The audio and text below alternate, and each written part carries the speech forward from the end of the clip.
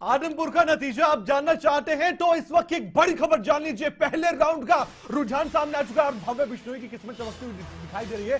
पहले राउंड में खबरें अभी तक पर पहला रुझान और पहले राउंड की बात करें तो बीजेपी के प्रत्याशी भव्य बिश्नोई 2840 वोट से आगे। दूसरे नंबर पर कांग्रेस के जयप्रकाश उर्फ जेपी, इसके बाद कुर्डाराम, उसके बाद सत्येंद्र सिंह और ये सब कुछ चला है। तीसरे नंबर पर माफ कीजिएगा सत्येंद्र सिंह आम आदमी पार्टी के उम्मीदवार। चौथे नंबर पर है कुर्डाराम। ये आपके सामने है पहले राउंड का लगभग नतीजा ही मान लीजिए। और पहले राउंड में भव्य बिश्नोई आगे चल रहे हैं। कुल मिलाकर 13 राउंड है। इन 13 राउंड के बारे में एक एक करके हम आपको बताते जाएंगे और आप जानते जाइए कि कौन किससे आगे चल रहा है। 13 राउंड का नतीजा ये बता देगा कि कौन अब अपनी राजनीतिक पारी को एक अलग तरीके से आगे बढ़ा रहा है। आज का दिन बहुत महत्वपूर्ण है, इसके बारे में एक एक जानकारी खबरें अभी तक आपको देगा। ज्यादा जानकारी के लिए हमारे साथ जुड़ चुके हैं विकास बिश्नोई सीधे आदमपुर से मतगणना केंद्र के बाहर से, और कुलदीप हमारे संवाददाता मतगणना केंद्र के भीतर है। तो बाहर और भीतर क्या माहौल, क्या जानकारी, वो जानने के लिए हम सीधे चलेंगे विकास बिश्नोई के पास। विकास, क्या अपडेट एक एक करके बताइए दर्शकों को।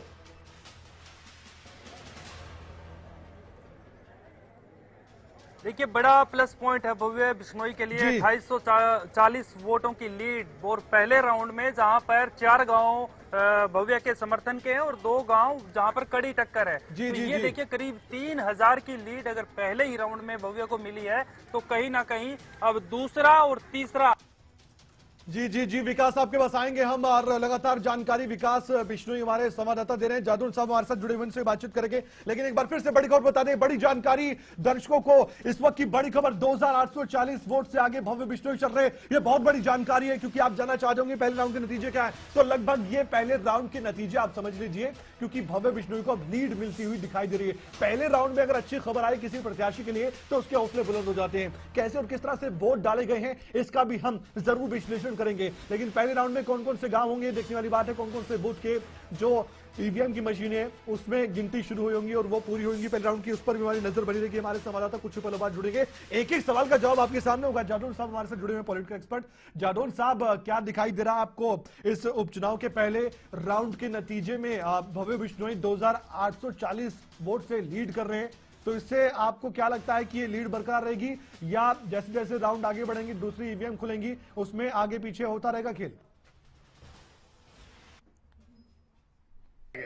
तो बिश्नोई बहुल गांव है जी, तो बिश्नोई मतदाता तो स्वाभाविक है कि जातिगत रूप से और जो भी कुछ है भजन लाल जी की विरासत में वो तो प्रमुखता के साथ शामिल है। तो उनको तो मतदान अगर उनको इनके पक्ष में किया है तो वो तो एक सहज मतदान माना जा सकता है कि वो कोई भी गिले शिकवे कोई भी कमी बेशी है, लेकिन इसके बावजूद उनको मत देना ही था। लेकिन जादौन साहब ये बताइए, ये जो लीड होती है जो हमारे दर्शक देख पा रहे हैं उनको समझ आना चाहिए बहुत सरल शब्दों में, ये जो लीड होती है हजारों की 2840 के करीब, 2500 से ज्यादा, 3000 से ज्यादा, ये इस तरह के उपचुनाव में जैसे राउंड आगे बढ़ते हैं तो लीड आगे पीछे हो सकती है या फिर एक मार्जिन बना रहेगा किस तरह से? ये तो बहुत बड़ी लीड नहीं है जी। और अभी जो है ये एक राउंड है मेरे समझ में। जी और अभी 12 राउंड बाकी है। बिल्कुल, और 12 राउंड ऐसे राउंड बाकी हैं जहां जयप्रकाश का भी अपना प्रभाव क्षेत्र है, उनके जातिकरण समीकरण भी हैं। तो वहां जाके ये इतनी बड़ी लीड नहीं है कि ये जो है बनी रहेगी। ये उतार चढ़ाव आएंगे, अब ये देखने की बात है कि आगे और क्या होता है, क्योंकि कड़ा मुकाबला है। ऐसी स्थिति में सब सामने आएगा कि कहां कोई ये पिछड़ते भी दिखाई देंगे। कहीं ना कहीं किसी तरह से इस लीड को जो है कायम करना बड़ा मुश्किल काम है। फिर हो सकता है कि आगे जाके कहीं ना कहीं कुछ 1-2 राउंड में एक एक करके आपसे मैं सवालों का जवाब देता रहूंगा। बहुत अच्छे से विश्लेषण आप कर रहे हैं, दर्शक जो जानना चाहते हैं वो जादौन साहब बता भी रहे हैं। अभी बिश्नोई बाहुल्य जो क्षेत्र है वहां की ईवीएम खुलना शुरू हो गई है, इसलिए लीड है भव्य बिश्नोई की। लेकिन उम्मीद दूसरे उम्मीदवारों को अभी भी होगी कि आगे जब राउंड बढ़ते जाएंगे तो फिर वोटों का इजाफा उनके पक्ष में भी होगा। हमारे साथ जुड़ चुके हैं कांग्रेस की प्रवक्ता टीना कर्मवीर, उनसे हम जानकारी जुटाते हैं, वो क्या कहते हैं, उनकी क्या प्रतिक्रिया। टीना जी, आज बहुत महत्वपूर्ण दिन है कांग्रेस पार्टी के लिए। 2 उपचुनाव हरियाणा पहले हो चुके हैं, एक में आपने जीत हासिल की थी, आपके उम्मीदवार जीते थे, दूसरे में इनेलो की तरफ से इस्तीफा दिया गया था अभय चौटाला की ओर से, और फिर चुनावी मैदान में उतरे, वो जीते भी। लेकिन बीजेपी इसे जीतना चाहती है किसी भी हाल में, और बिश्नोई बाहुल्य ये क्षेत्र है, तो ऐसे में आपकी जो उम्मीदें हैं, आपको लगता है आज वो पूरी होंगी क्या? क्योंकि पहली लीड हम देखें, पहले राउंड की लीड देखें, तो भव्य बिश्नोई पीछे छोड़ रहे हैं आपको।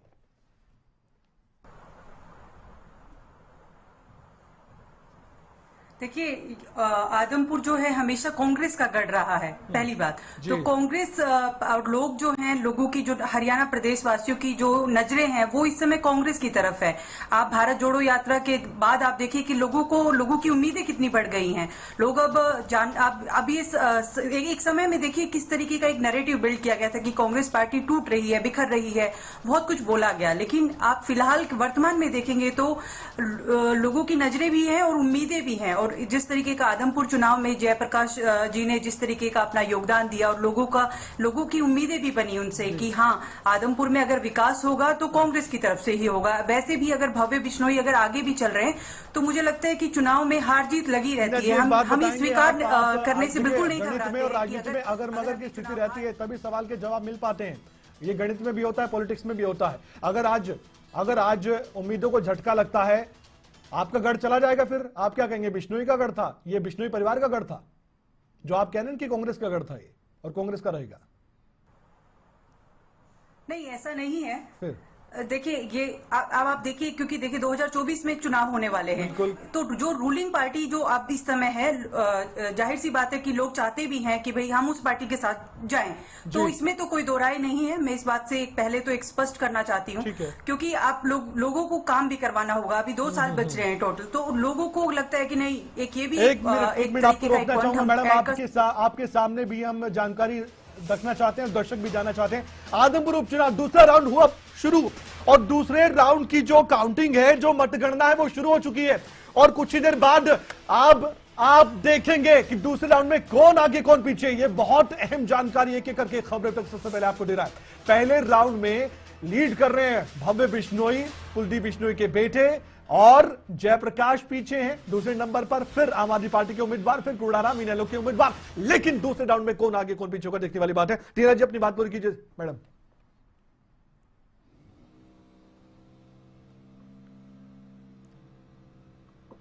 पहले भी कह चुकी हूँ कि चुनाव को अगर हम उस नजरिए से देखें, क्योंकि भारत एक लोकतांत्रिक देश है, उसमें अगर हम उसमें आप देखेंगे कि अगर हम पार्टियों की बात करें, भाजपा से लोग बहुत त्रस्त है, परेशान है, महंगाई से, बेरोजगारी से।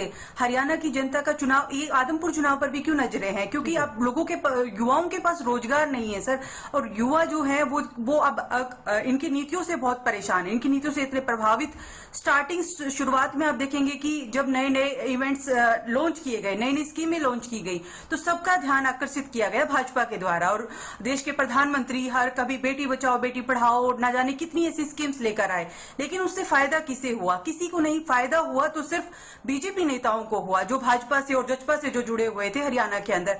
लेकिन आम व्यक्ति का किसी का कोई फायदा नहीं हुआ। फायदा क्या, कोई काम नहीं निकला, कोई काम नहीं हुआ। इन लोगों को ने विकास के नाम पर ये लोग सरकार में आए थे, विकास का दावा कर रहे थे, झूठा जुमला दे रहे थे कि हम लोग अगर सत्ता में आएंगे तो हम विकास करेंगे। इनको 8 साल हो गए, लेकिन विकास के नाम पे इन्होंने कुछ नहीं दिया। लोगों के हाथ में सिर्फ एक झुंझुना पकड़ा दिया कि भाई आप बस इनसे प्रभावित रहिए कि भाई हाँ, हम काम कर रहे हैं।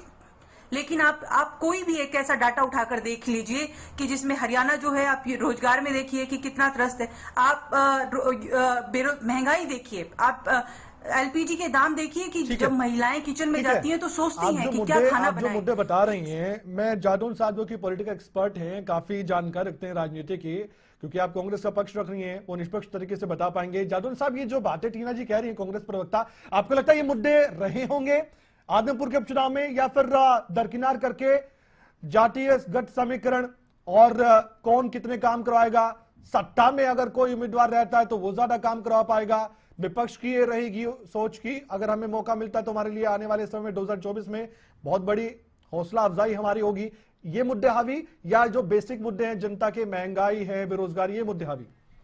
जादौन साहब, जो दूसरे मुद्दे हैं, महंगाई, बेरोजगारी, ये भी अपनी जगह असर तो करते ही हैं, ऐसा तो नहीं है। लेकिन अब ये है कि हम लोग अपने देश में लोकतंत्र की आत्मा को पूरी तरह से व्यवस्थ नहीं कर पाए। जी जी। कारण क्या है कि हम बढ़ जाते हैं जाति आधार पर, धर्म के आधार पर, तमाम ये जो बेसिक मुद्दे हैं जो इन्होंने मुद्दे उठाए हैं, ये अगर लोग 100% इन मुद्दों के आधार पर ही फैसला करें तो मैं समझता हूं कि सच्चा अच्छा लोकतंत्र जाटोन साहब, विकास- आपको लगता है कि जो राजनीतिक पार्टियों के नेता हैं वही पहले शुरुआत में तो बड़ी बड़ी बातें करते हैं, वायदे दावे करते हैं, ये करवा देंगे वो करवा देंगे, लेकिन बाद में वहीं उसी ढर्रे पर आ जाते हैं, जातिगत समीकरण पर आ जाते हैं, धर्म की राजनीति हो जाती है। मैं ये कह रहा हूं कि ये बड़ा पाखंड चलता है राजनीति में। हाँ। जिन मुद्दों को उठाकर जी जो कहते हैं कि ये भेदभाव था, ये जाति भेदभाव था, ये जाटवाद चल रहा था, फलानेवाद चल रहा था, इसलिए इनको हराओ, और फिर वो जो आ जाते हैं और जिस जाति के लोग लीड कर रहे होते हैं वो अपनी जाति को प्रेफर करना शुरू कर देते हैं। बिल्कुल बिल्कुल। ट्रांसफर पोस्टिंग में भी उनकी प्राथमिकता, सिलेक्शन में भी, सरकारी नौकरियों में भी उनकी प्राथमिकता। तो मैं ये कह रहा हूं कि ये पाखंड जो है पार्टियां, राजनीतिक दल ये छोड़ नहीं पा रहे। ठीक है। अगर वो राजनीति में है तो उनको ये देखिए कि धर्मनिरपेक्षता का सिद्धांत तो बड़ा संविधान में आया है। हाँ। ये जाति निरपेक्ष भी होना चाहिए राजनीति। हाँ बिल्कुल सही कहा आपने, जाति निरपेक्ष नहीं हो अच्छी पाती। बात कही है आपने, और इसलिए अच्छी अच्छी बातें आपसे सुनते भी रहेंगे, क्योंकि एक एक करके मैं बाकी जो मेहमान है उनके पास भी जाना चाहूंगा और आपसे भी मैं आपकी राय लेना चाहूंगा लगातार। हमारे साथ टीना जी जुड़ी हुई हैं, आप देख सकते हैं आपकी स्क्रीन पर कांग्रेस के प्रवक्ता है अर्जुन सुडेल साहब भी जुड़ चुके हैं।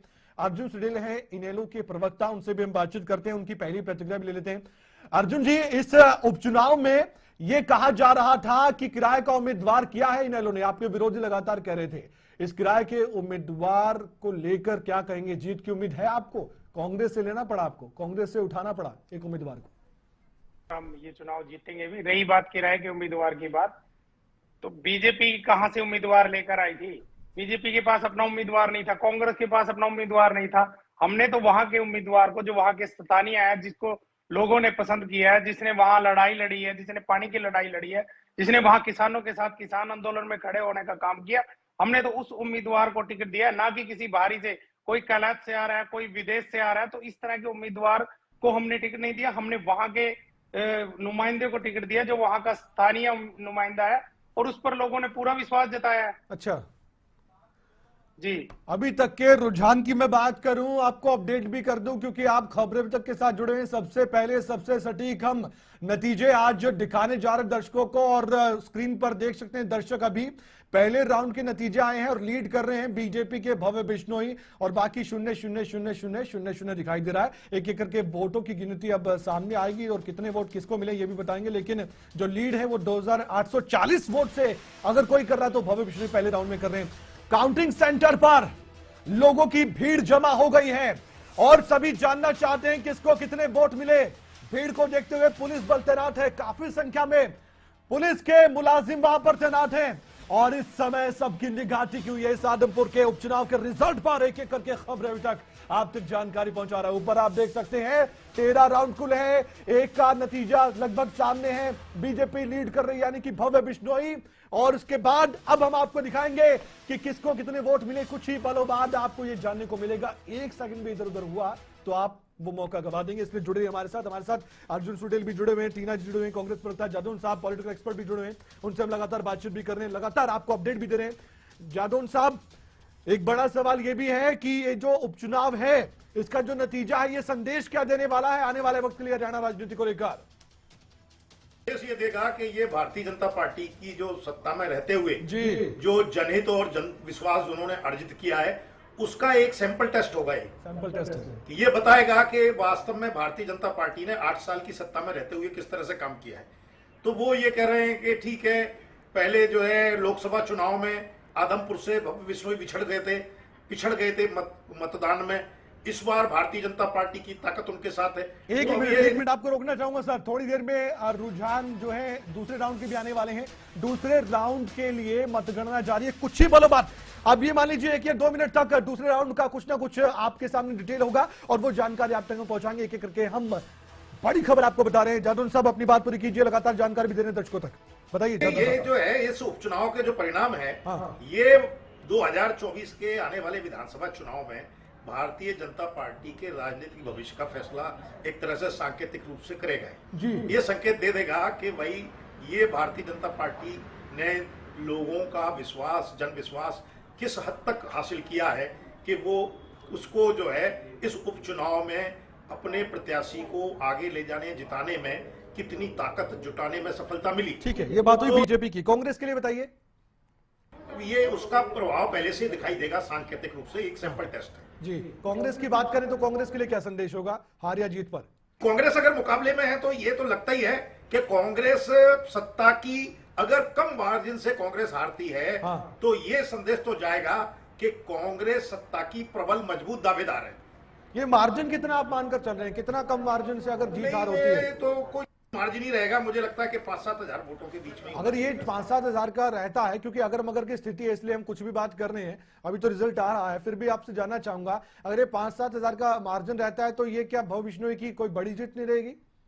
अगर वो देखिए, फिर ये विपक्ष के लिए संकेत है कि कांग्रेस अगर जो है और ज्यादा ताकत हासिल करती है और ज्यादा मजबूती के साथ लड़ती है तो वो आने वाले 2024 के चुनाव में वो सत्ता भी छीन सकती है। ठीक है टीना जी, गुटबाजी को लेकर कांग्रेस हमेशा घिरी रहती है और विरोधियों के निशाने पर रहती है। इस उपचुनाव में कहीं आपने हमें दिखाया, बताया, हम तो नहीं दिखा पाए, रणदीप सुरजेवाला या कुमारी सैलजा, भूपेंद्र हुड्डा, दीपेंद्र हुड्डा और भी नेता, चाहे कैप्टन अजय यादव की बात करिए, तमाम नेता एक मंच पर दिखाई दिए क्या? मुझे नहीं दिखाई दिए।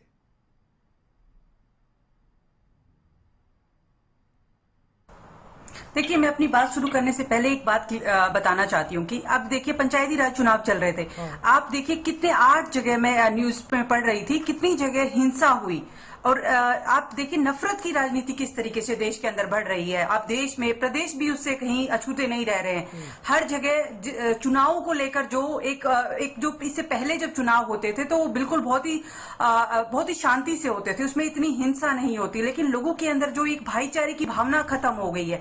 पहले क्या होता था, चुनाव जो है कहा जाता था कि भाईचारों के चुनाव है, लोग एक दूसरे को इतनी नफरत की नजरों से नहीं देखते थे। लेकिन वर्तमान में क्या हो रहा है, हर जगह हिंसा बढ़ रही है, लेकिन उसको दरकिनार कर रही है सरकार। क्योंकि अगर आप इसको दूसरे नजरिए से देखेंगे, भारतीय जनता पार्टी ने जिस तरीके से चुनाव को एक ऐसा मोड़ दे दिया, क्योंकि देखिए कहते हैं कि 24/7 ये चुनाव के मोड में रहती है, लेकिन काम क्या करती है। अब इससे लोगों को भी, आम जनता को भी क्या प्रभाव पड़ रहा है, वो भी लोग इन्हीं की नफरत की उसमें एक तरीके से इंडल्ज हो गए हैं। लेकिन कांग्रेस पार्टी के जो नेता है राहुल जी, वो हमेशा कर रहा है तो लोगों के मन में, लोगों के दिलों में जगह कैसे बना रहा है, कैसे उनको वोट मिल पा रहे हैं, कैसे वो सत्ता में आ रहे हैं, कैसे शिकस्त आपको दे रहे हैं। इसी बीच एक बड़ी खबर दर्शकों को बता दें, दूसरे राउंड में भी आगे कौन है अंदाजा लगा लीजिए, भव्य बिश्नोई आगे हैं और दूसरे नंबर पर कांग्रेस के जयप्रकाश चल रहे हैं। इन्होंने टक्कर तो दे रखी है लेकिन जो मार्जिन है अभी वो ज्यादा है। दूसरे राउंड में भी भव्य बिश्नोई का आगे होना यह संकेत दे रहा है कि अब इनको जो लीड मिल रही है उसमें इजाफा हो रहा है। बाकी के जो आम आदमी पार्टी के उम्मीदवार हैं या इनेलो के उम्मीदवार हैं वो कहीं अभी नजर नहीं आ रही कि वो टक्कर दे रहे हो। हाँ, जयप्रकाश जरूर, कांग्रेस के उम्मीदवार पीछे पीछे चल रहे हैं, लेकिन यहां मार्जिन अभी दूसरे राउंड में भी ज्यादा का है। ये भी नहीं कहेंगे बहुत ज्यादा है, लेकिन थोड़ा ज्यादा जरूर है, क्योंकि पहले राउंड में 2840 की लीड के साथ और दूसरे राउंड का अब धीरे धीरे आंकड़ा सामने आ रहा है, वो हम आपको बताने जा रहे हैं कुछ ही पलों बाद। एक एक करके आपकी स्क्रीन पर हर डिटेल होगी, ऊपर नीचे आगे पीछे आप देखिए, और आपको जानकारी लगातार खबरें तक दे रहा है। लगातार हमारे साथ मेहमान जुड़े हुए, उनकी प्रतिक्रिया भी जानना जरूरी हो जाता है, क्योंकि जो कांग्रेस पार्टी है, नेलो पार्टी है, आम आदमी पार्टी है, बीजेपी पार्टी है, इनके जो प्रवक्ता है वो जीत से पहले कुछ और कहते हैं, जीत के बाद क्या क्या कहते हैं, हमारे साथ जुड़े हुए हैं। दोपहर तक आप उनके जुबान से निकले शब्दों को जरूर समझिएगा। ये स्पोक्स पर्सन ऐसे हैं जो अपनी ओर से बहुत सी जानकारियां भी आपको देते हैं, अपने विरोधियों पर निशाने साधते हैं, लेकिन जब जीत और हार के बीच का समय होता है उस दौरान क्या बातें होती है, इसको जरूर हमारी जनता, हमारे दर्शक देखें। यह भी देखना बड़ा दिलचस्प होता है और साथ ही हम लगातार आपको जानकारी भी दे रहे हैं। भूपेंद्र सिंह गहलोत बीजेपी के प्रवक्ता भी हमारे साथ जुड़ चुके हैं। सबसे पहले तो भूपेंद्र जी, 2 राउंड के लिए आपको बधाई कि आप अभी लीड कर रहे हैं और आपके जो बाकी विरोधी हैं वो पीछे हैं 2 राउंड तक। अभी तक जो जानकारी आ रही है, रुझान आ रहे हैं सामने, क्या कहेंगे पहली प्रतिक्रिया आपकी इस उपचुनाव के नतीजे के रुझान को लेकर? सर,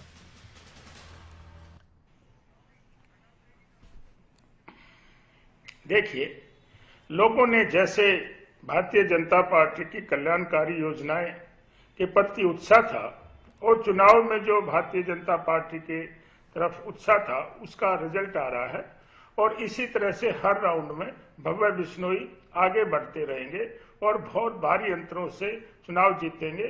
जो भारतीय जनता पार्टी की कल्याणकारी योजनाएं हैं उन पर मोहर लगाने के काम आदमपुर की जनता ने किया है और वो रुझान जो है वो आ रहे हैं।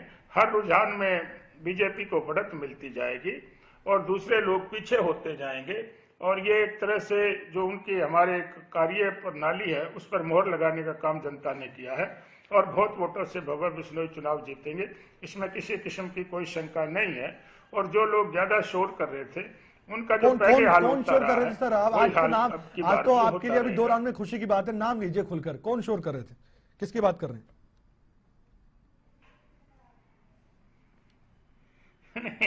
बताइए तो देखो सब जानते हैं बता दीजिए अपोजिशन बता में दीजिए, कौन आज है तो बता दीजिए। और कौन ने राज्यसभा का चुनाव हारा, कौन अच्छा। नगर पालिका नगर परिषद का चुनाव हारा। अच्छा, ये तो लगातार चुनाव हारते रहे हैं और वो पार्टी उसका जहाज जो है पूरी तरह से पंचर हो गया और उसमें बहुत सारे छेद हो गए और वो डूबने वाला है। डूबने लोग वाला उसमें से उतर कर भाग ठीक रहे है। हैं और इस चुनाव के नतीजे आने के बाद और हिमाचल और गुजरात आने के बाद वो लोग खत्म ही हो जाएंगे, उनकी पार्टी खत्म हो जाएगी। ठीक है भूपेंद्र जी, आपने पहली प्रतिक्रिया दी, लेकिन और भी मेरे कई सवाल हैं। टीना जी आपसे मैं जवाब लूंगा क्योंकि ये कह रहे हैं कि एक ऐसा जहाज जिसमें बहुत छेद हो गए और ये जहाज डूबने वाला है, लोग इधर से उधर भाग रहे हैं। इस पर आपका जवाब तैयार रखिएगा। छोटे से ब्रेक के लिए रुक रहे हैं, लेकिन ब्रेक के बाद हम सीधे आपको ये बताएंगे, जानकारी देंगे कि कितनी लीड है भव्य बिश्नोई की और जयप्रकाश को कितने वोट मिले हैं। इनेलो और आम आदमी पार्टी की स्थिति क्या है, क्या वापस वो इस अगले राउंड में आ भी सकते हैं, आगे पीछे हो सकते हैं। हर राउंड की अपनी अहमियत है। एक छोटे से ब्रेक के बाद जल्द लौट रहे हैं, कहीं में जाएगा देखते रहिए खबर अभी तक, क्योंकि महा कवरेज जारी है। आदमपुर का नतीजा धीरे धीरे सामने आ रहा है और अभी तक 2 राउंड के नतीजे लगभग साफ है, जिसमें भव्य बिश्नोई आगे चल रहे हैं और 13 राउंड है, 11 बाकी हैं। 11 में कौन आगे और कौन पीछे रहता है ये देखने वाली बात है। लेकिन अब तीसरे राउंड की बारी है। तीसरे राउंड की बारी में देखिए शुरुआत में भव्य बिश्नोई आगे दिखाई दे रहे हैं और उसके बाद जयप्रकाश क्या यहां पर लीड अर्जित करेंगे, देखने वाली बात है। तीसरे राउंड की मतगणना अब शुरू हो चुकी है। ये लगभग आप सोचकर चलिए, मानकर चलिए कि 1 घंटे तक 8 से 9 राउंड के नतीजे आपके सामने होंगे और एक तस्वीर सी साफ हो जाएगी। उसके बाद प्रतिक्रिया लेना और भी दिलचस्प होगा। हमारे साथ स्पोक्स पर्सन जुड़े हुए हैं, प्रवक्ता जुड़े हैं अलग अलग पार्टियों के, उनसे बातचीत लगातार भी कर रहे हैं, एक दूसरे पर निशाना भी साध रहे हैं। लेकिन हमारा उपचुनाव को लेकर जो चर्चा का ये मंच है, इसका जो विजन हमारा 2024 का लोकसभा और विधानसभा चुनाव भी है, जो हरियाणा से संबंधित, इसलिए क्योंकि यहां पर जो क्षेत्र है, ये जो मैसेज देगा ये उपचुनाव, ये क्या मैसेज देने वाला है, इस पर भी हम चर्चा कर रहे हैं, इसलिए ये महत्वपूर्ण हो जाता है उपचुनाव।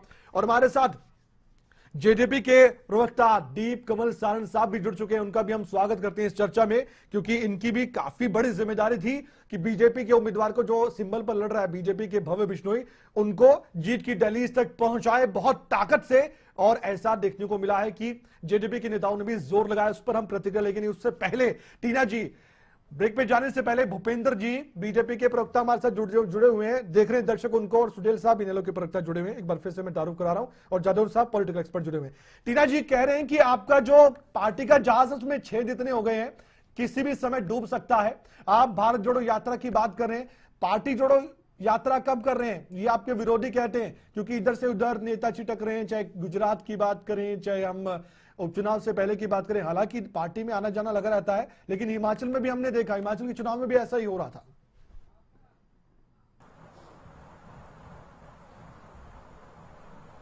देखिए, कांग्रेस पार्टी जो है बहुत पुरानी पार्टी है और लोग उनके साथ जुड़े हुए हैं। ऐसा नहीं है कि किसी के कहने से कोई पार्टी टूट जाएगी। बहुत पुरानी पार्टी है और कितने, आप सोचो, देश को आजाद भारत में हम आज अगर बैठे हैं तो कांग्रेस पार्टी की देन है, पहली बात। तो ये लोगों को भूलनी नहीं चाहिए, जो माफी मांग लेते हैं उन लोगों के पार्टी के प्रवक्ताओं को तो ये बात भूलनी नहीं चाहिए। मैं आपको यहाँ पर ये बताना चाहती हूँ कि देखिए, मोरबी हुआ तब भी देश के प्रधानमंत्री प्रचार कर रहे थे, पुलवामा हुआ तब भी प्रचार कर रहे थे, बंगाल में जब वो पुल गिरा तब भी वो प्रचार ही कर रहे थे। तो इनकी पार्टी के लोग सिर्फ प्रचार में व्यस्त रहते हैं, इनके लोग काम नहीं करते। लोगों के बीच जाते कब है ये? ठीक है, अगर चुनाव में लोग, मैं पहले भी बहुत बार कह चुकी, हिटलर भी चुनाव जीत जाता था। तो चुनाव जीतना कोई बड़ी बात नहीं है। आप लोगों की समस्याओं को, लोगों के मुद्दे कौन उठा रहा है? कांग्रेस पार्टी के नेता ही उठा रहे। जी, क्योंकि जी आप ये तो ये लोग समझ जाएंगे कि किससे कर रहे हैं, क्योंकि चुनाव जीतना कोई बड़ी बात नहीं होती। मुझे लगता है चुनाव जीतना हारना अपने ये कोई मुझे लगता है, मुझे जो पार्टी भी कहती है कि हमारे नेता कहते हैं कि जिस तरीके से मोरबी कांड हुआ और ये और लोग होते तो तुरंत राजनीति करते हर चीज। उन्होंने क्या कहा, उन्होंने कहा कि हम इस पे राजनीति नहीं करेंगे। तो राजनीति का जो स्वरूप है वो इस समय बदल चुका है पूरी तरीके से, और अब अगर ये तो जनता को तय करना है कि वो किसके साथ चले। ठीक है, हमारे साथ जुड़ चुके हैं जेजेपी के प्रवक्ता दीपकमल सारन साहब, उनकी भी पहली प्रतिक्रिया ले लेते हैं, हमारे साथ जुड़े हुए हैं। दीपकमल जी, क्या संदेश देने वाला है ये उपचुनाव का नतीजा, क्योंकि हम 2024 को देखकर भी आज चर्चा कर रहे हैं इस उपचुनाव के नतीजे की। 2 राउंड और दोनों में आपकी साझी जो सत्ता में पार्टी है उनके उम्मीदवार आगे चल रहे हैं, आपकी मेहनत भी रंग ला रही है।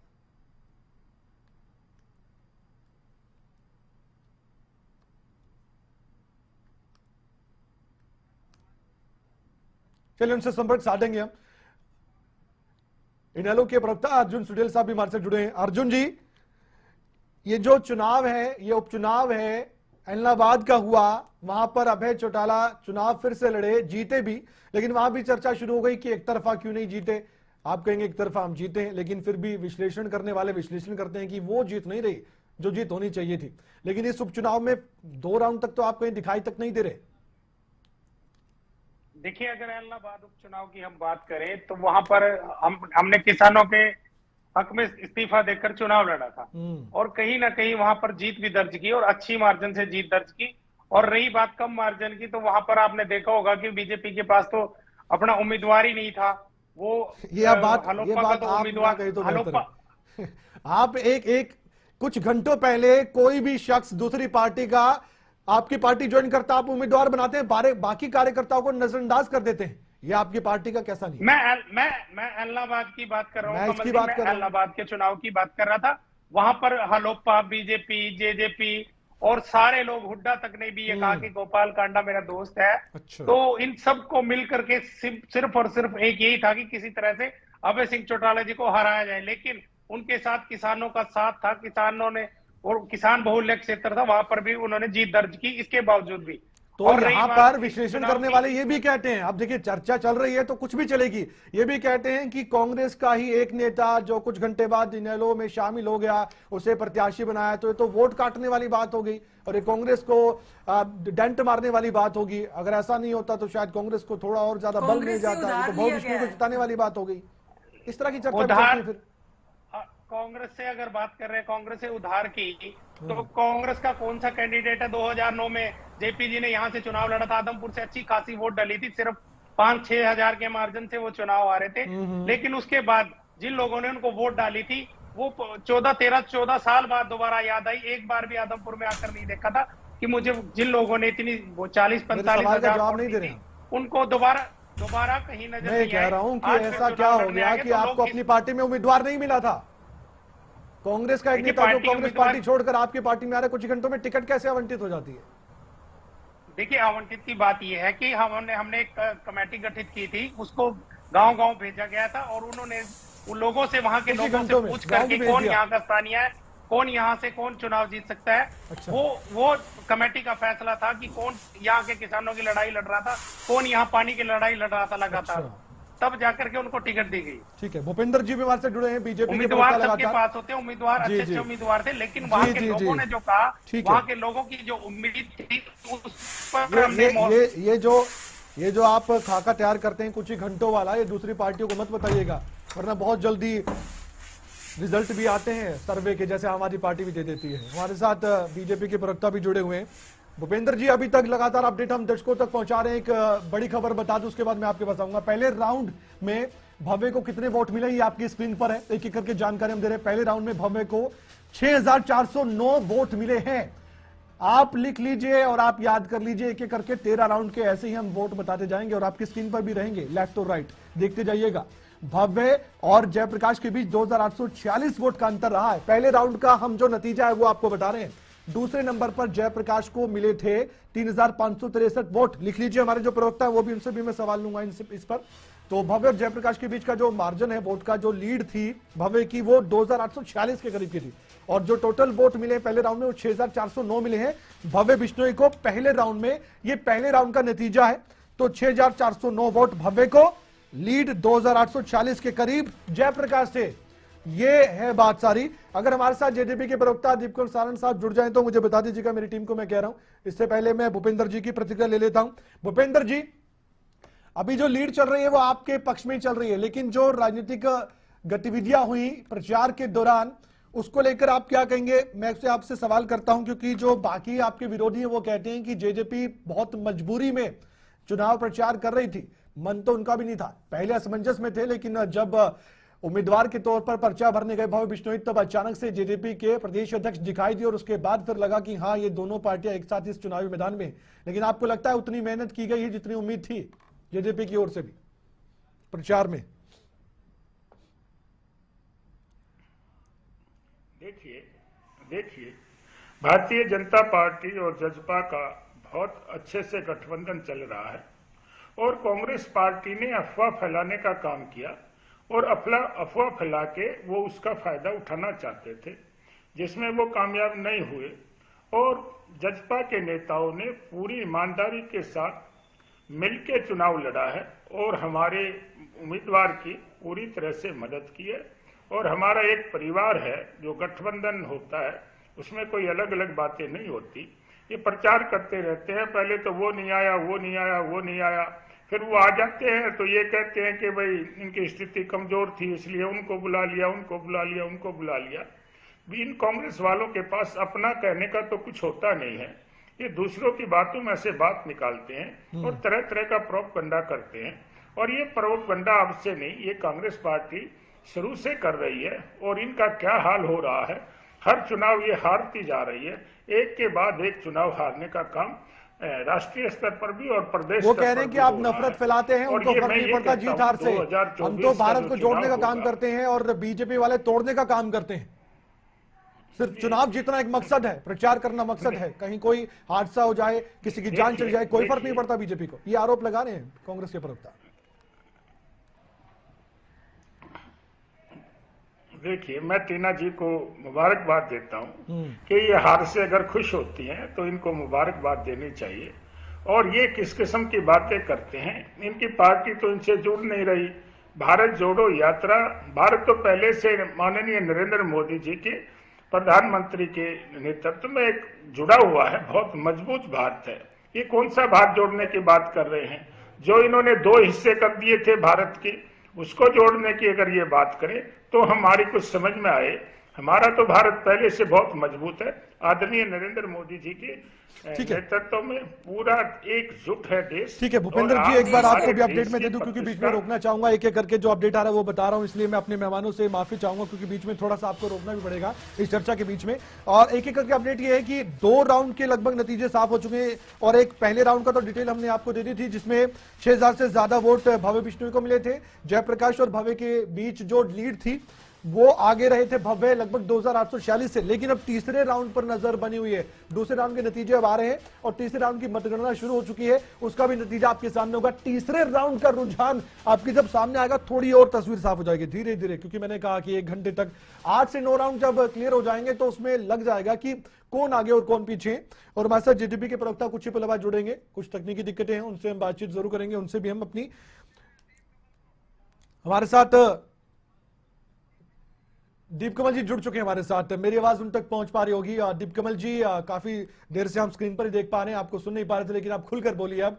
और आपने जो दम लगाया, आपकी जो पार्टी ने दम लगाया प्रचार में, वो कितना था, एक ये बता दीजिए दर्शकों तक जानकारी, अपने विरोधियों तक, खासकर कांग्रेस पार्टी तक, इनेलो तक, क्योंकि वो तरह तरह के आरोप लगा रहे थे आपकी पार्टी पर कि सही से प्रचार में साथ नहीं दिया जा रहा और इनके बीच अनबन है दोनों जो सत्ता में पार्टियां हैं। दूसरा ये है कि जो प्रचार में दम लगाया गया नेताओं की ओर से, क्या आपको लगता है कि पूरी आपकी जो जेजेपी पार्टी एकजुटता के साथ भव्य बिश्नोई को बहुत बड़े मार्जिन से जिताने के लिए चुनावी मैदान में उतरी हुई थी?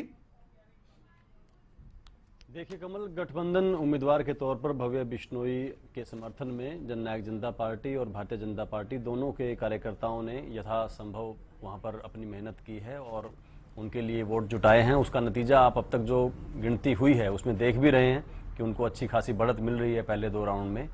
और जहां तक विपक्षी दलों के द्वारा इस बात का बार बार दुष्प्रचार है, ये उनकी कमजोरी को दिखाता है। कहीं ना कहीं कांग्रेस पार्टी जो ये बड़े दावे कर रही थी कि वो तो बड़े अच्छे उम्मीदवार को लेकर आए हैं और पक्का इस बार जीतने वाले हैं, कांग्रेस का गढ़ है, वो गढ़ होते हुए भी उनकी नज़र जेजेपी के वोटों पर थी। और इंडियन नेशनल लोकदल, मुझे बड़ी हैरानी हुई, वो कह रहे थे कि क्योंकि जेजेपी का यहाँ उम्मीदवार नहीं है खुद का कोई, तो उनके वोट इनेलो को पड़ेंगे। तो ये दोनों पार्टियों की उस कहीं ना कहीं कमजोरी को दिखाता है कि उनके पास आदमपुर में वोट मांगने के लिए कोई बहुत मजबूत आधार नहीं था और वो कहीं ना कहीं इधर उधर से वोट आने की उम्मीद कर रहे थे और उनकी नज़र टकटकी लगाए जो है वो जेजेपी के वोटों की तरफ देख रहे थे। लेकिन पार्टी के नेताओं की तरफ से, पार्टी की हिसार जिला इकाई की तरफ से, सबकी तरफ से क्लियर मैसेज था और साफ तौर पर प्रचार भी इसी चीज़ के लिए था कि गठबंधन के साथ हम हैं, गठबंधन के साथ ईमानदारी से हमने अपना सहयोग देना है। और भव्य बिश्नोई के लिए ही वहां पर हमारे नेताओं ने भी प्रचार किया, कार्यकर्ताओं ने भी वोट मांगे और वो आपको नतीजों में भी दिखेगा। बिल्कुल। राउंड में तो फिलहाल अगर 2 राउंड की बात करें तो आपकी जो सत्ताधारी पार्टी है साझी में है, जो सत्ता में, वो आगे चल रही है और ये आपके लिए अच्छी बात है। हमारे साथ लगातार जो मेहमान जुड़े, जादौन साहब 2024 की हम बात कर रहे थे और आने वाले वक्त में इस गठबंधन की भी बात कर ली जाए, क्योंकि मैंने जब सुना अजय चौटाला को, कभी मैंने उनकी जुबान से ये नहीं सुना कि बीजेपी के साथ हमारे खट्टे रिश्ते हैं या कड़वाहट आ गई है। हमेशा एक ही बात राष्ट्रीय अध्यक्ष जेजेपी के बोलते हैं, गठबंधन धर्म निभाएंगे, ये बात उनकी जुबान से निकलती है, चाहे बड़ी नाराजगी क्यों ना हो, कुछ ही बात क्यों ना हो जाए। तो आपको लगता है कि जेजेपी बहुत पॉजिटिव तरीके से बीजेपी के साथ आगे बढ़ रही है? दिग्विजय चौटाला को छोड़कर वो कई बार जरूर कुछ बातें कहते हैं, लेकिन जो राष्ट्रीय अध्यक्ष उनकी जिम्मेदारी है वो हमेशा बैलेंस तरीके से चलते हैं। तो क्या लगता है 2024 में भी ये गठबंधन बहुत मजबूती के साथ विरोधियों को पस्त करता नजर आ सकता है?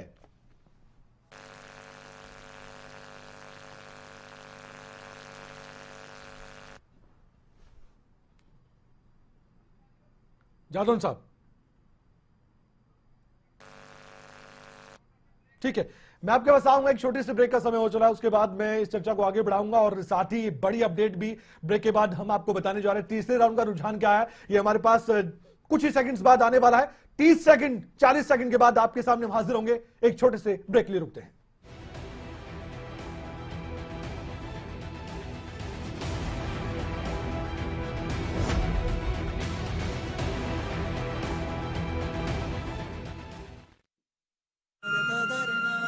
ना ना ना ना ना ना मेरे गांव तक सड़क अब पक्की हुई, मेरे गांव की दुगनी तरक्की हुई। भाई जी, स्कूल, डॉक्टर, व्यापारी, बिजली, पानी, इस सड़क से होकर कितना कुछ हमारे गांव तक आया है ना। हाँ, और तो और तेरी भाभी भी। भाई जी, अब इसी सड़क से होकर हम वोट डालने जाएंगे भाजपा को। भाजपा लाएंगे, फिर भाजपा लाएंगे।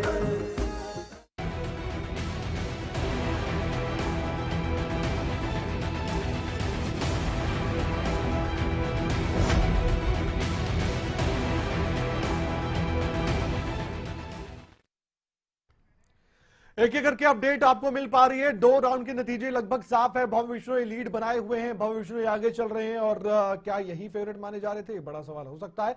जवाब नतीजे के बाद करेंगे और विश्लेषण भी करेंगे, लेकिन फिलहाल इन जो नतीजे सामने आ रहे हैं और जो राउंड के नतीजे हमारे सामने पेश हो चुके हैं उसके आधार पर भी हम चर्चा को आगे बढ़ा रहे हैं। इनेलो के प्रवक्ता भी हमारे साथ जुड़े हैं। सुडेल साहब, एक बात बताइए, इनेलो पार्टी का अस्तित्व खतरे में है क्या? इनेलो पार्टी को उम्मीद है क्या आने वाले वक्त में उनका कुछ होगा भी कि नहीं होगा? क्योंकि एक ही विधानसभा में आपका विधायक, आपने उपचुनाव लड़ा, जीते भी आप, लेकिन उसके बाद क्या उम्मीदें लगाई थी कुर्डाराम जैसा उम्मीदवार चुनावी मैदान में खड़ा करें हम, भव्य बिश्नोई को टक्कर दे और जीत की दहलीज तक पहुंचे? सही में बताइएगा कि ग्राउंड लेवल की स्थिति क्या देखी आपने? आज भी अभी भी उम्मीद है क्या आपको कि वो आगे आएंगे, लीड करेंगे? की अगर आप बात कर रहे हो तो मैं अगर आपको बताऊं कि एक विधायक होते हुए भी लोग भी आपके चैनल के माध्यम से भी दिखाते हैं और निरंतर पूरा हरियाणा प्रदेश देखता है कि वो किस तरह से जनता की आवाज, किसानों की आवाज, मजदूर की आवाज और हर वर्ग की आवाज उठाने का वो काम करते हैं, चाहे वो विधानसभा में हो, चाहे वो विधानसभा के बाहर हो। और उनके साथ साथ उनके नेतृत्व में इंडियन नेशनल लोकदल पार्टी भी लगातार प्रत्येक जिले में हम संगठन के साथ पूरे जोर से, पूरे ईमानदारी से जनता का काम करते हैं, जनता की आवाज उठाने का काम करते हैं। जो विपक्ष का काम होता है उसको काम करने का काम करते हैं। जिनको विपक्ष की भूमिका दी गई है वो तो आपस में लड़ते रहते हैं, लेकिन कहीं ना कहीं कांग्रेस पार्टी बिल्कुल भी जनता की आवाज नहीं उठाती। आपने खुद देखा है कि विधानसभा में जिस तरह से अभय सिंह चौटाला जी अपने हल्के की, अपने हरियाणा प्रदेश की बात उठाने का काम करते हैं, तो उम्मीद तो इससे हम ये लगता है कि आने वाले समय में जरूर इंडियन नेशनल पार्टी दूसरे सवाल का जवाब भी साथ ही साथ इसके साथ साथ एक सवाल और जोड़ दिया था मैंने, कूड़ाराम को लेकर अभी भी उम्मीद है आपको किसी राउंड में आगे बढ़ेंगे नहीं बढ़ेंगे? जी मैं क्यों इसलिए मैं दर्शकों को पहले बता दूं, आप जो कह रहे हैं ना अभी समय क्या हुआ है, समय हमारा 9:45 के करीब होने वाला है, उसके बाद 12 बजे भी प्रतिक्रिया लूंगा आपके प्रवक्ता की। मुझे बता दीजिए आप, दर्शक आपको सुन पा रहे होंगे, उस समय आप क्या बोलेंगे और इस समय क्या बोल रहे हैं? जी बिल्कुल बिल्कुल, उम्मीद कभी भी नहीं छोड़नी चाहिए, और उम्मीद के साथ जिस तरह से हमने चुनाव लड़ा, और जेजेपी के प्रवक्ता साथी बात कह रहे थे कि इंडियन नेशनल लोकदल को ये कहते थे कि जेजेपी की वोट हमें डलेगी। जेजेपी की वोट है कहां, मुझे ये बता दीजिए। और आपने बार बार एक शब्द का इस्तेमाल बार बार कमल जी आप कर रहे थे क्या? कि गठबंधन धर्म निभाएंगे, गठबंधन धर्म निभाएंगे। गठबंधन आपने धर्म जो था काफी समय पहले देख लिया था, जब निकाय चुनाव हो रहे थे उसमें भी अलग अलग लड़ने का चुनाव घोषणा भारतीय जनता पार्टी ने कर दी थी। कहीं ना कहीं हाथ पैर जोड़कर 2-4 सीटें निकाय चुनाव में लड़े। और अब आइए पंचायती चुनाव पर, पंचायती चुनाव पर अगर मैं अकेले जहां जहां चुनाव हुआ, मेरे यमुनानगर जिले में भी चुनाव हुआ, भारतीय जनता पार्टी 18 के वार्ड जिला परिषद के 18 के 18 अपने चुनाव क्या चाहते हैं? पॉइंट पर आइए ना, क्या बीजेपी और जेजेपी में सब कुछ ठीक नहीं चल रहा है आपको लगता है क्या बाहर से आके, जबकि इनकी पार्टी में आप शामिल भी नहीं है? मैं वही बता रहा हूं कि गठबंधन में अगर ठीक ठाक होता तो यमुनानगर के 18 वार्ड जिला परिषद के चुनाव हुए। ठीक है, जवाब ले लेता हूं। हालांकि पंचायत चुनाव की बात तो नहीं कर रहे हैं, लेकिन जब सवाल उठते हैं जवाब भी ले लेते हैं। दर्शक हमें सुन ही पा रहे हैं, पंचायत चुनाव में इंटरेस्ट होगा इनका। एक मिनट सुनिए, मैं बता रहा हूं, 18 के 18 वार्ड पर भारतीय जनता पार्टी ने अपने सिंबल पर चुनाव लड़ा। अगर और जेजेपी ने 2-3 वार्डों में अपने अलग उम्मीदवार उतारे। 18 के 18 वार्ड में तो वो उम्मीदवार उतार नहीं पाएंगे, उनके पास उम्मीदवार नहीं। जवाब ले लेते हैं। भारतीय जनता पार्टी लगातार दीप कमल जी हरदम बोलने के लिए तैयार रहते हैं, जवाब है उनके पास, हर जवाब है उनके पास। बताइए दीप कमल जी, छोटी सी प्रतिक्रिया दीजिए, क्योंकि उपचुनाव के बारे में बात करें। एक छोटा सवाल उनके मन में था, उसका जवाब दे दीजिए आप 30 सेकंड में। डिबेट्स का कि इंडियन नेशनल लोकदल जैसी पार्टियों को मजबूरी में बैठाना पड़ता है और उनको इतना वक्त देकर अपना वक्त बर्बाद करना पड़ता है, दर्शकों का वक्त बर्बाद करना पड़ता है। सर हमारा कर्तव्य है। तो नहीं, कर्तव्य गलत है, ये गलत है। आपको बहुजन समाज पार्टी के भी प्रवक्ताओं को ढूंढना चाहिए, उनके वोट इनसे ज्यादा हैं। अच्छा, 2000 वोट नहीं आए थे इनके आदमपुर में, और ये पूछ रहे जेजेपी के वोट कहाँ हैं? 15,500 वोट जनता पार्टी के उम्मीदवार को मिले थे, लेकिन 2000 वोट नहीं आए थे आदमपुर में। अरे अब आप चुप हो जाओ थोड़ा सा, अब क्यों बौखला गए इतनी सी देर में? आपसे किसी और बड़ी बातें कर अपने आप को उन्मत्त दिखाइए। दिग्विजय चौटाला जी रो रहे थे अभी 2 दिन पहले, जब घोषणा हुई उम्मीदवार की। यही तो दुर्भाग्य है, ये नेगेटिविटी इनकी आप लोगों तक पहुंचाते रहते हैं। इनकी पार्टी का भट्टा इनके प्रवक्ता बैठाते रहते हैं, लोग सुनते रहते हैं कि कितने नेगेटिव लोग हैं ये, कितनी इनकी नकारात्मक राजनीति है और कितने इनके छोटे स्तर के ओछी बातें करते हैं ये इंडियन नेशनल लोकदल वाले, बड़े नेता भी, छोटे नेता भी, प्रवक्ता भी, सबके सब। ये लोग देखते रहते हैं और इनकी पार्टी के वोट घटते रहते हैं, भट्टा बैठता रहता है। ये लोग जिम्मेदार हैं, ऐसे ही लोग परिवार तोड़ने के लिए जिम्मेदार थे, ऐसे ही लोगों ने पार्टी तोड़ी और अभी अपने खुद का भी अपने कार्यकर्ताओं जवाब नहीं लेना चाहते। आपने इतना बड़ा सवाल उठा दिया, दर्शक देख पा रहे हैं। दीप कमल जी का जवाब तो ले लीजिए, 30 सेकंड में पूरा कर देंगे। वो भी पत्रकार रहे हैं, आज पार्टी के प्रवक्ता होते तो क्या हुआ? दीप कमल जी, आवाज आनी बंद हो गई है आपकी कमल। अभी और भी बात करूंगा आपसे मैं, बड़ा समय है, दोपहर तक की डिबेट है हमारी। बैठकें करते रहे दिल्ली के अंदर। सुडेल साहब 1 मिनट रुकिए। दीप कमल जी बोलिए सर। हाँ, अब आपकी आवाज आई, मुझे आवाज बीच में सुनाई जी। दीप कमल जी बोलिए सर। मैं ये कह रहा हूँ कि इंडियन नेशनल लोकदल के यहाँ 1994 वोट थे, हाँ। और जननायक जनता पार्टी के 15,500 वोट थे, 8 गुना बनते हैं वो। हरियाणा की जो विधानसभा चुनाव थे, इनमें इनके 2% वोट थे, हमारे 16% वोट थे, वो भी 8 गुना पड़ते हैं। अब ये पूछते हैं कि जननायक जनता पार्टी के वोट कहाँ हैं? आदमपुर, इसका यमुनानगर का जिक्र कर रहे थे, मैं यमुनानगर के बारे में थोड़ा सा मुझे टाइम देना। ठीक है कि ये शायद इनका यमुनानगर जिला होगा, मैं आपको बता देता हूँ। हमारे पूर्व विधायक हैं अर्जुन सिंह जी, उनकी पौत्री वधु रुमन देवी जयरामपुर गाँव में सरपंच बनी है। हरनौल गाँव में जेजेपी प्रदेश कार्यकारिणी के सदस्य हैं निर्मल सिंह, उनकी धर्मपत्नी सरपंच बनी है। गांव बहरेड़ी में नीलम रानी, सरस्वती नगर में महिला प्रदेश उपाध्यक्ष है हमारी रणजीत कौर, उनके बेटे अमन कुमार सरपंच बने हैं। जल्दी पूरी कीजिएगा। ये पूरी लिस्ट सिर्फ यमुनानगर की है। जी ठीक है। जो हमारे पार्टी के पदाधिकारी हैं, सक्रिय कार्यकर्ता हैं, उनके परिवार के सदस्य या वो खुद सरपंच बने हैं यमुनानगर जिले में, जहां का ये जिक्र कर रहे थे। किसी भी और जिले का जिक्र करेंगे मैं आपको वहां की चीजें बता सकता हूं, मुझे कोई उसमें दिक्कत नहीं। लेकिन ये फिर से दुर्भाग्य है कि इनेलो के लोगों को सुनना पड़ता है, उनकी बात का जवाब देना पड़ता है, उनके सवालों के चक्कर में सारी डिबेट का स्तर नीचा होता चला जाता है और प्रदेश की राजनीति में नेगेटिविटी आती है, नकारात्मकता आती है। इनके बड़े नेता भी कभी गोली मारने की, कभी चाकू मारने की, कभी गला काटने की बातें करते हैं। ये यहां बैठकर इतनी छोटी छोटी बातें और तरीके की करते हैं कि इस नेता ने ये कह दिया, उसने ये कह दिया। अरे जब भारतीय जनता पार्टी हमारे साथ ठीक है, अच्छा व्यवहार कर रही है, संतुष्ट हैं, उनके प्रवक्ता आपकी डिबेट में कह रहे हैं कि सारी चीजें ठीक चल रही है, आदमपुर में ठीक रहा, हमारी पार्टी के नेताओं की तरफ से, मतलब इनको क्या दिलचस्पी पड़ी है। अब इन्होंने एक और प्रचार किया बीच में कि इनके जो उम्मीदवार थे कुर्रा राम जी, वो 52 गांवों की पंचायत ने इनको उम्मीदवार चुन के दिया था और उसको इन्होंने टिकट दिया है। अब इंडियन नेशनल लोकदल के पल्ले 5200 वोट नहीं है आदमपुर में। ये आप अब से 2 घंटे 4 घंटे बाद देख लेना कि 5200 वोट इनके आ जाएंगे कि नहीं आ जाएंगे। 52 वोट भी नहीं आएंगे, 5200 और 52 गांवों की पंचायत का ठेका इन्होंने ले लिया कि उन्होंने उम्मीदवार दिया। अपनी फजीयत तो करवाते ही हैं, इनेलो की तो होनी है, लेकिन अब पंचायतों की, जमींदारों की, किसानों की, गांव के लोगों की, उनकी और इज्जत दांव पे लगा देते हैं कि उनका उम्मीदवार था। अब मतलब ये जो नेगेटिविटी का स्तर लेकर आते हैं, ये अच्छा नहीं है डिबेट के लिए, ये मैं कह रहा हूँ। सुनील साहब, छोटी सी प्रतिक्रिया, उसके बाद बाकी जो मेहमान उनके पास भी जाऊंगा। काफी देर से मैं टीना जी के पास उनकी प्रतिक्रिया लेने नहीं गया हूँ। छोटी सी बात पर जवाब दे दीजिए और इसको खत्म कीजिए यहाँ पर, जो भी आप कह रहे थे। उसके बाद अगला टॉपिक में छेड़ूंगा। बताइए बताइए। इनको पूछ कौन, ये देखिए ना। जी, आपकी आवाज भी नहीं आ पा रही है। फिर से जितना बोलेंगे, जितना बोलेंगे कुछ नेगेटिव ही बोलेंगे, कुछ आगे आवाज कुछ ओछा ही बोलेंगे। देखिए अच्छा है ऐसे लोगों की आवाज। अगर वो कहना सरकार इनको बाहर फेंक रही है और ये धक्के से चिपके हुए हैं और जिस तरह की ये भाषा का प्रयोग कर रहे हैं, मुझे भी लगता है उसी भाषा का प्रयोग करना पड़ेगा। वो आपके नेताओं की भाषा को कोट कर रहे थे, वो अपनी तरफ से नहीं बोल रहे थे। चलो ठीक है, इस बात को ही खत्म करते हैं, उपचुनाव की तरफ आगे बढ़ते हैं। लगातार डिटेल्स हमारे सामने आ रही है। टीना जी, मैं आपसे भी जानना चाहूंगा, मैंने इनेलो से भी पूछा है, उम्मीद है आपको जयप्रकाश जब आगे बढ़ेंगे, आगे जो राउंड के नतीजे आ रहे हैं, लगता है आपको भव्य बिश्नोई को टक्कर दे पाएंगे, या फिर मार्जिन तक ही सीमित है कि हाँ मार्जिन कम हो जाए, बस ये कहने के लिए हो जाए कि जयप्रकाश जी ने पूरी टक्कर दी थी, बेशक हार हो गई हो? ये जवाब तैयार तो नहीं हो गया? देखिए, हम बहुत पहले से यही कहते आ रहे हैं कि जो ये टक्कर जो है ये भाजपा और कांग्रेस के बीच में है। बाकी पार्टियों का इसमें कोई लेना देना नहीं था, क्योंकि बाकी पार्टियां चाहे जजपा या इनेलो की बात करें तो ये सब इनका कोई अस्तित्व हरियाणा में अब रहा नहीं है। अब मैं ये कहना चाहती हूँ कि जयप्रकाश जी बिल्कुल पूरी तरीके से आदमपुर की जनता ने उन्हीं को ही चुना है, और भव्य बिश्नोई को कोई अगर फर्स्ट सेकंड राउंड में अगर उनको वोट मिल जाए तो ऐसा जरूरी नहीं है कि भाई वही जीतने वाले हैं, क्योंकि सबसे लीडर नेता जो हैं वो जयप्रकाश जी, आदमपुर की जनता ने उनको स्वीकार कर लिया है। तो अब रिजल्ट कुछ ही देर में आ जाएंगे तो तय हो जाएगा।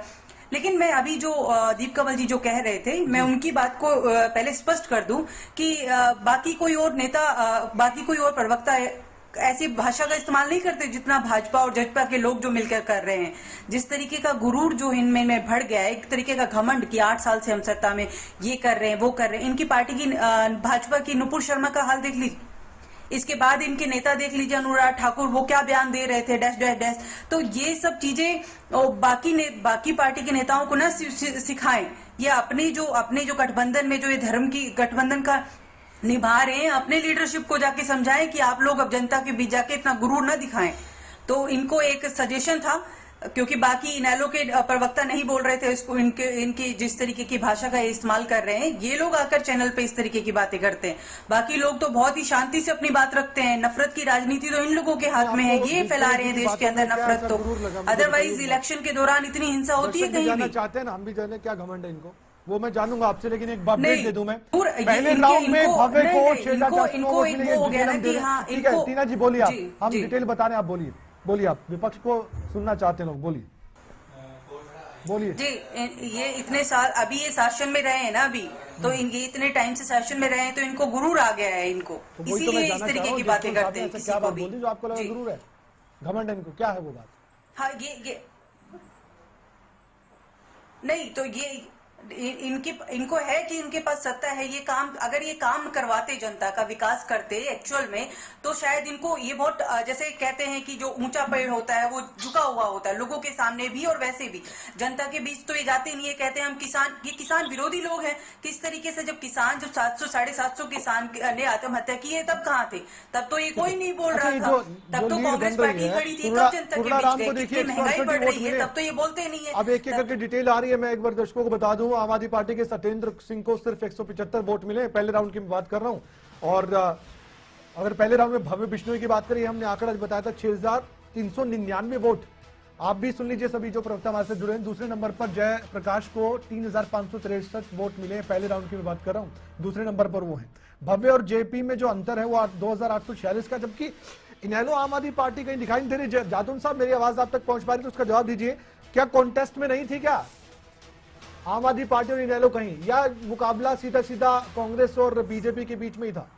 अब नतीजों के जो प्रारंभिक संकेत हैं वो भी यही कर रहे हैं कि ये मुकाबला तो कांग्रेस और भारतीय जनता पार्टी के बीच में ही था। अब ये इनका जो विकास का मॉडल है आम आदमी पार्टी का जो स्कूलों वाला मॉडल, ये कार्ड कब तक चलेगा? पंजाब में तो इनको जो है इस मॉडल से वोट नहीं मिले। पंजाब में इनको वोट मिले थे इसलिए कि जो ट्रेडिशनल पार्टी थी उनकी मनमानी और उनकी नीतियों और उनके भेद वो जो है वादा खिलाफी से लोग नाराज थे, इसलिए। और वहाँ कुछ धार्मिक घटनाएं भी इस तरह की हुई जिस पर लोग ये उम्मीद करते थे कि ये आम आदमी पार्टी की सरकार आके यहाँ कुछ न्याय दिलाएगी, जिस पर वो कर भी नहीं पा रहे हैं। तो ये अकेले मॉडल के भरोसे ये सोचते हो कि हम स्कूल का मॉडल, आखिर में देश भर में स्कूल चल रहे हैं, पढ़ाई वहां भी हो रही है, तो क्या आप कौन सा स्पेशल मॉडल है कि जिसके आधार पर ये इतना जो है एक उपचुनाव जीत लेंगे और लोगों को रिझा लेंगे? आप जादू साहब एक बात सोचिए, आप भगवंत मान केजरीवाल शुरुआत में यहीं से एक स्कीम की शुरुआत की, उन्होंने देश को नंबर 1 बनाएंगे और यहाँ आदमपुर हिसार में आकर नंबर 1 बनाने की बात कही। ये सब कुछ काम नहीं आया। 150 के 200 के करीब वोट में ही पहले राउंड में की बात कर रहा हूं मैं अभी तक, सिर्फ इतने ही वोट। हाँ, देखिए कि अब ये जो है जिनका जो इतना जोर शोर के साथ प्रचार और तमाम जो है वहाँ एक तरह से मिशनरी भाव से ये लगे हुए थे, जैसे कोई पूरे समाज को ही बदलने के लिए लगे हुए हैं, उसके बावजूद ये स्थिति है। तो आप देखिए कि फिर क्या हासिल होने वाला है। ठीक है, मैं बीजेपी के प्रवक्ता भूपिंदर जी से एक प्रतिक्रिया लेना चाहता था, लेकिन फिलहाल मुझे मजबूरीवश एक छोटा सा ब्रेक लेना पड़ेगा। उसके बाद डीटी के साथ उनसे मैं सवाल भी करूंगा। हमारी और भी जो सहयोगी हैं वो हमारे साथ जुड़ेंगे, वो भी आपसे सवाल करेंगे। एक छोटे से ब्रेक के बाद जल्द हाजिर होंगे, सभी मेहमान हमारे साथ जुड़े रहेगा। और ब्रेक के बाद आपको एक एक करके तीसरे राउंड तक का अपडेट हम समझाएंगे, बताएंगे और उसका विश्लेषण भी करेंगे। सिर्फ खबरें अब तक पर सबसे पहले सबसे सटीक नतीजे सिर्फ यहीं पर आपको दिखेंगे।